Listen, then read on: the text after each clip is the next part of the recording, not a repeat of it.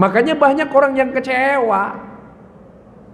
Makanya tidak boleh suudzon. Contoh suudzon kelas global nih. Itu Amerika pernah suudzon terhadap negara Irak, yang ketika itu presidennya Saddam Hussein, bahwa di Irak itu sarangnya teroris dan banyak pabrik memproduk yang namanya senjata kimia. Karena suudzon diserang itu triliunan dolar, coba menghabiskan itu uang. Tapi setelah selesai aneksasinya, adakah pabrik senjata kimia? Enggak ada. Terorisnya enggak ada. Saddam Hussein-nya kena. Makanya tentara Amerika banyak nyesel dan banyak yang masuk Islam.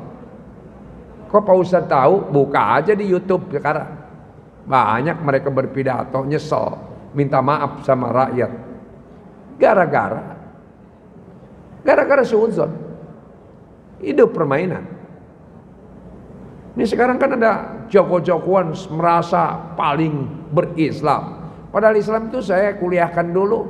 Islam itu secara fikih, baru secara fikih. Udkhulu fisilmi kafah. Masuklah kalian ke dalam Islam itu kafah. Apa itu yang kafah? Kafah itu tergantung siapa, ulama mana. Kalau menurut ulama fikih, Islam yang kafah itu 4 bagian. Ada 25% bagian ibadah, sholat, puasa, zakat, haji, zikir, baca Quran, doa, iktikaf, wakaf, hibah, itu bagian ibadah tuh. Jadi kalau kita sholatnya udah rajin, ya sampai jidat kita hitam, puasanya Senin Kamis, puasa Daud sekali hari puasa sehari tidak, zikirnya udah luar biasa, ngajinya luar biasa, itu baru 1/4 bagian agama. Nggak bisa bertepuk dada, nggak bisa. Baru 1/4 bagian agama. Kenapa? Karena ada 1/4 agama yang kedua, namanya rubu'ul muamalat. Apa itu rubu'ul muamalat? Kita sebagai karyawan, kita karyawan disiplin enggak? Kita pernah bolos enggak? Pernah lalai enggak? Dalam bekerja. Kalau pedagang jujur enggak? Begitu tuh, ya. Kalau sebagai wartawan itu muamalat. Wartawan jujur enggak memberitakan? Kalau sebagai hakim, ketuk palunya jujur enggak? Bukan atas sponsor, bukan atas suap dan sogok. Kalau pelanggaran, melanggar 1/4 bagian agama. Itu guru muamalat. Kalau disiplin, hati-hati. Polisi, TNI, nah itu perannya masing-masing. Kalau muamalatnya 1/4 bagian dilanggar, biar hajinya berulang-ulang, pakai jilbab, dagang di pusat perbelanjaan, tapi supaya dapat untung, yang ngejualnya barang buatan Singaparna, dibilangnya buatan Singapura. Iya. Buatan Ciputat bilangnya buatan Chicago. Itu udah merugikan konsumen. Muamalatnya hancur. Inpas, belum beragama dia. Makanya Nabi menyatakan, ya sayati ala ummati zamanun yusalluna wa la yusallun.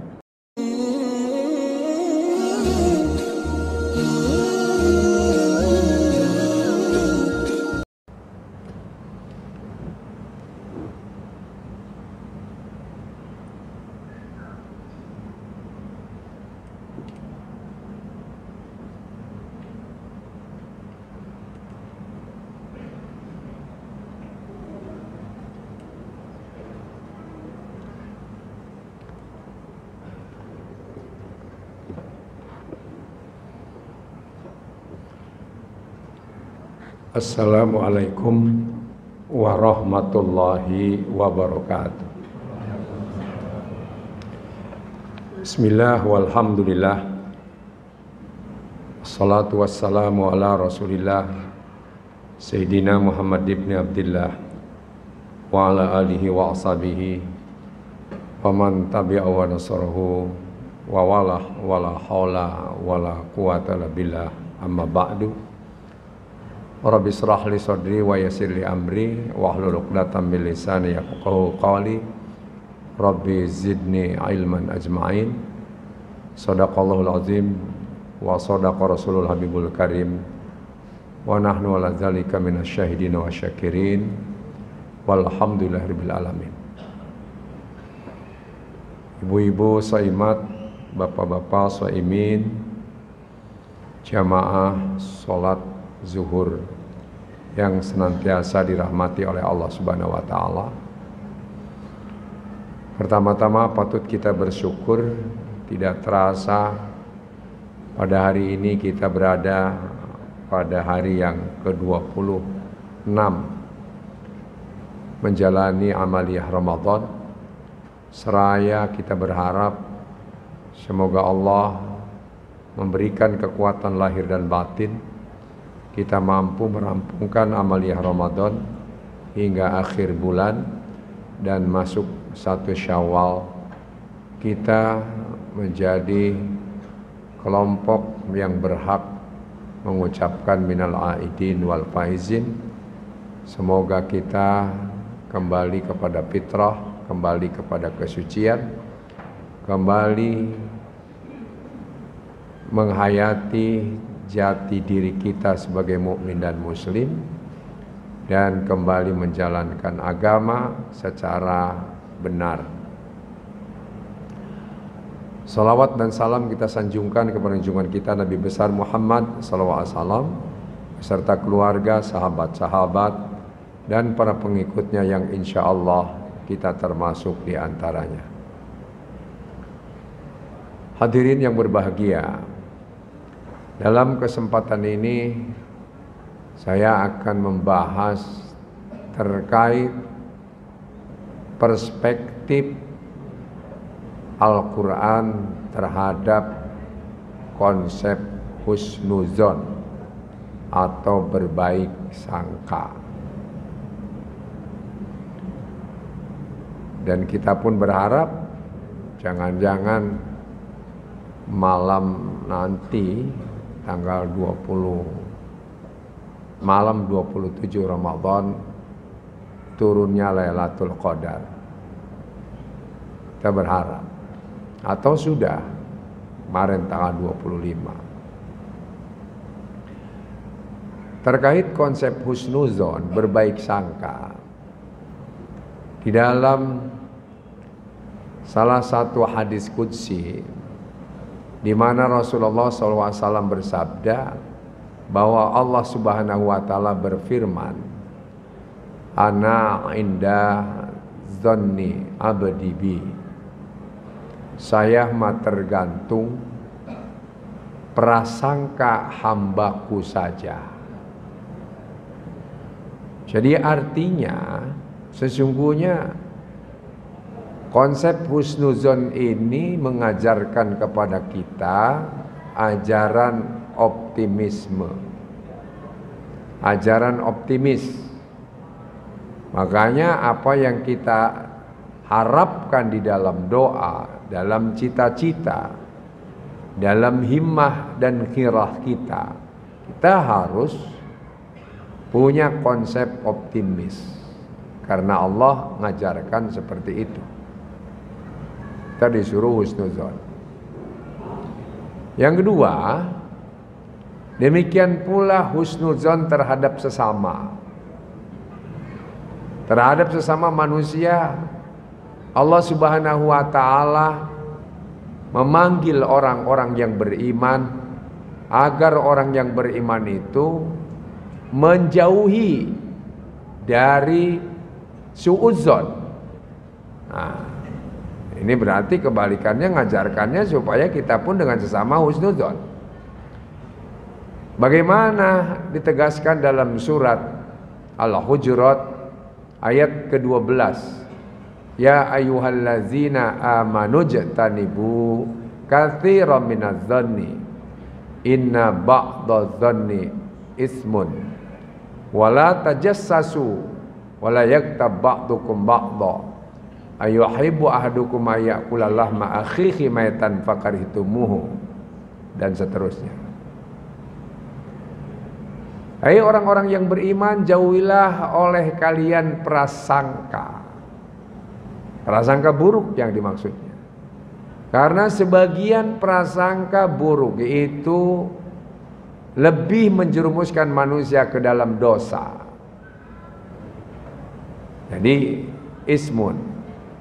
Dan kalau sudah kita suudzon, maka akan berlanjut kepada dosa selanjutnya. Apa itu? Tajassus. Sehingga Allah melarang tajassus, wala tajassasu. Apa itu tajassus? Mencari-cari kesalahan orang lain. Jadi carinya kesalahan orang lain aja. Yang namanya semut di seberang lautan dicari-cari supaya tampak, sementara gajah di kelopak mata tidak pernah dilihat. Akhirnya sibuk al-istighal bi'uyubil khalq, cari kesalahan orang lain. Kalau sudah mencari-cari kesalahan orang lain, tajassus, maka pasti akan terjerumus kepada dosa berikutnya. Apa itu? Ghibah.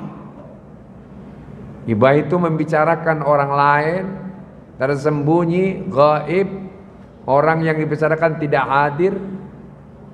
Maka itulah sebabnya dalam rangka apa membicarakannya? Dalam rangka meruntuhkan wibawanya, kehormatannya, nama baiknya. Itu namanya, yang namanya ghibah. Karena itu ghibah diibaratkannya seperti, sukakah kalian memakan daging manusia saudaranya yang telah wafat? Pasti kamu tidak menyukainya. Kenapa diibaratkan memakan bangkai saudaranya yang telah mati? Karena orang yang digibahkan gak bisa pledoi, gak bisa membela diri. Wong gak ada. Nah ini, karena itu Islam mengajarkan kepada kita husnuzon kepada Allah ataupun husnuzon kepada sesama manusia. Apa rahasianya? Satu, dalam perspektif Islam, hidup ini tidak sekedar dunia. Tapi hidup ini, dunia dan akhirat adalah satu kesatuan. Hidup di dunia ini terbatas dan berlanjut kepada kehidupan akhirat.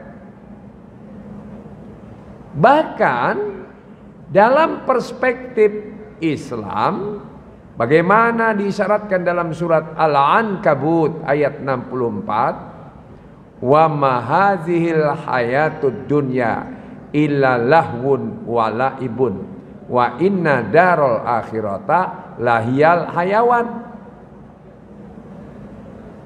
Ketahuilah sesungguhnya kehidupan dunia ini, kita ini hanyalah yang namanya dunia, hanyalah kehidupan dramatisasi dan permainan. Kehidupan yang sebenarnya nanti di akhirat. Jadi kita punya istri itu nggak asli, kamuflase. Kita sebagai suami juga kamuflase. Ya, coba kalau aib kita dibongkar oleh Allah, pertontonkan. Wah, semua kita, makanya konsep Al-Quran dalam surat An-Najm ayat 32, fala tuzakku anfusakum wa a'lamu bimanittaqa. Jangan kalian menganggap dirimu suci, bersih, sudah punya kunci surga, menganggap dirinya paling bersih, paling mengamalkan sunnah, paling Islam, ibadahnya paling keren. Nah, itu sudah bertentangan dengan ajaran Islam. Keren Islam itu. Tapi kita harus husnuzon kepada Allah. Kita harus berbaik sangka kepada Allah, termasuk dengan sesama manusia. Karena yang sebenarnya kehidupan nanti di akhirat. Ada yang diperselisihkan saja. Wallahu yahkumu bainahum yaumal qiyamati fima kanu fi yakhtalifun. Nanti Allah yang akan menghakimi terkait apapun yang diperselisihkan oleh manusia di dunia ini, baik terkait apa saja yang diperselisihkan, nanti hakikat yang sebenarnya nanti di akhirat. Itulah kehidupan akhirat yang sebenarnya. Makanya dramatisasi. Semua kita pemain sandiwara. Sehingga Rasulullah mengatakan kullukum ra'in wa kullukum mas'ulun an ra'iyatihi. Semua kalian itu adalah ra'in, penggembala. Penggembala di bidangnya masing-masing. Diterjemahkan pemimpin. Semua kita pemimpin dalam bidang yang kita tekuni sebagai profesi kita.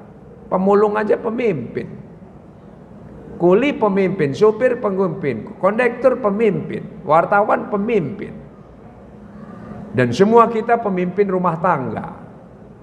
Yang sudah beristri itu pemimpin rumah tangga, pemimpin semuanya. Dramatisasi. Makanya nggak ada yang asli. Yang asli itu nanti di akhirat. Contoh umpamanya kita ngomong saya ikhlas. Yang tahu ikhlas itu hanya Allah. Ya, walaupun diri kita berpuasa ikhlas. Makanya dalam Al-Quran ada mukhlisin, ada mukhlasin. Yang nggak akan tergoda oleh setan itu adalah mukhlas, orang yang sudah dibersihkan hatinya oleh Allah. Tapi kalau kita masih berupaya ikhlas, belum tentu ikhlas kita. Hanya Allah. Ya, illa ibadaka minhumul mukhlasin. Tuh, kecuali orang-orang yang dibersihkan oleh Allah, itu nggak akan tergoda oleh setan. Demikian pula kenapa kita harus husnuzon kepada Allah? Umpamanya kita sholat, husnuzon aja, insya Allah sholat kita diterima. Tapi nggak boleh memastikan pasti sholat kita itu pasti diterima dan yang terbaik, belum tentu. Karena konsepnya ayyukum ahsanu amala. Siapa yang paling the best amal kita? Yang paling tahu the best hanya Allah. Tapi husnuzon kita kepada Allah diterima lah. Puasa kita diterima, taubat kita diterima. Ini yang jadi begitu. Demikian pula hidup permainan. Apakah semua yang mereka narapidana di Nusa Kambangan, di Rutan Salemba, di Rutan Cipinang, di Rutan Sukamiskin di Bandung, atau Rutan Tangerang, itu semuanya salah? Atau sesuai hukumannya dengan kesalahannya? Belum tentu. Nah, itu belum tentu. Permainan. Ya. Adakah hakim yang disogok? Banyak. Dulu kasus Kartasengkon 15 tahun dituduh membunuh. Ternyata dalam perjalanannya salah hakim memutuskannya, ketok palunya salah. Begitu juga banyak kasus-kasus itu. Permainan. Apa saja dalam perusahaan permainan. Makanya banyak orang yang kecewa. Makanya tidak boleh suudzon. Contoh suudzon kelas global nih. Itu Amerika pernah suudzon terhadap negara Irak. Yang ketika itu presidennya Saddam Hussein, bahwa di Irak itu sarangnya teroris dan banyak pabrik memproduk yang namanya senjata kimia. Karena suudzon diserang itu triliunan dolar, coba menghabiskan itu uang. Tapi setelah selesai aneksasinya, adakah pabrik senjata kimia? Enggak ada. Terorisnya enggak ada. Saddam Husseinnya kena. Makanya tentara Amerika banyak nyesal dan banyak yang masuk Islam. Kok Pak Ustadz tahu? Buka aja di YouTube sekarang. Banyak mereka berpidato nyesal, minta maaf sama rakyat. Gara-gara suudzon. Hidup permainan. Ini sekarang kan ada jago-jagoan merasa paling berislam. Padahal Islam itu saya kuliahkan dulu. Islam itu secara fikih, baru secara fikih. Udkhulu fisilmi kafah. Masuklah kalian ke dalam Islam itu kafah. Apa itu yang kafah? Kafah itu tergantung siapa, ulama mana. Kalau menurut ulama fikih, Islam yang kafah itu 4 bagian. Ada 25% bagian ibadah, sholat, puasa, zakat, haji, zikir, baca Quran, doa, iktikaf, ya wakaf, hibah, tuh bagian ibadah tuh. Jadi kalau kita sholatnya udah rajin, ya sampai jidat kita hitam, puasanya Senin Kamis, puasa Daud sekali hari puasa sehari tidak, zikirnya udah luar biasa, ngajinya luar biasa. Itu baru 1/4 bagian agama. Nggak bisa bertepuk dada, nggak bisa. Baru 1/4 bagian agama. Kenapa? Karena ada 1/4 agama yang kedua, namanya rubu'ul muamalat. Apa itu rubu'ul muamalat? Kita sebagai karyawan, kita karyawan disiplin enggak? Kita pernah bolos enggak? Pernah lalai enggak? Dalam bekerja. Kalau pedagang jujur enggak? Begitu tuh, ya. Kalau sebagai wartawan itu muamalat, wartawan jujur enggak memberitakan. Kalau sebagai hakim, ketuk palunya jujur enggak? Bukan atas sponsor, bukan atas suap dan sogok. Kalau pelanggaran, melanggar 1/4 bagian agama. Itu guru muamalat. Kalau disiplin, hati-hati. Polisi, TNI, nah itu perannya masing-masing. Kalau muamalatnya 1/4 bagian dilanggar, biar hajinya berulang-ulang, pakai jilbab, dagang di pusat perbelanjaan, tapi supaya dapat untung, yang ngejualnya barang buatan Singaparna, dibilangnya buatan Singapura. Iya, buatan Ciputat, bilangnya buatan Chicago. Itu udah merugikan konsumen, muamalatnya hancur. Inpas, belum beragama dia. Makanya Nabi menyatakan, ya sayati ala ummati zamanun yusalluna wa la yusallun. Ya, nanti kelak akan datang di kalangan umatku, ya, sholat, tapi mereka tidak sholat, puasa nggak puasa, haji nggak puasa. Kenapa? Karena inpas. Ini saya ngomong gini, streaming juga. Sini streaming, saya juga streaming. Handphone saya streaming juga, biar kedengaran gitu kan. Nih, yang ketiga, rubul munakahat, 1/4 bagian dengan dimensi pembinaan rumah tangga. Makanya ayat mengatakan, Qu anfusakum wa ahlikum nar, jagalah dirimu dan keluargamu dari azab hari neraka. Jadi kalau kita jadi suami yang bertanggung jawab terhadap pembinaan keluarga, terhadap anak dan istri, istrinya dididik, anaknya dididik, kemudian tanggung jawab sifatnya sandang pangan papannya dan pendidikannya, rohaninya juga tanggung jawab. Itu 1/4 bagian agama kita pegang. Tapi kalau suami nggak bertanggung jawab, malas, nggak mau usaha, kalah oleh pemulung. Jam subuh-subuh udah keluar. Pemulung itu melaksanakan muamalat tanggung jawab terhadap munakahat, tanggung jawab terhadap anak istrinya. 1/4 bagian agama tuh.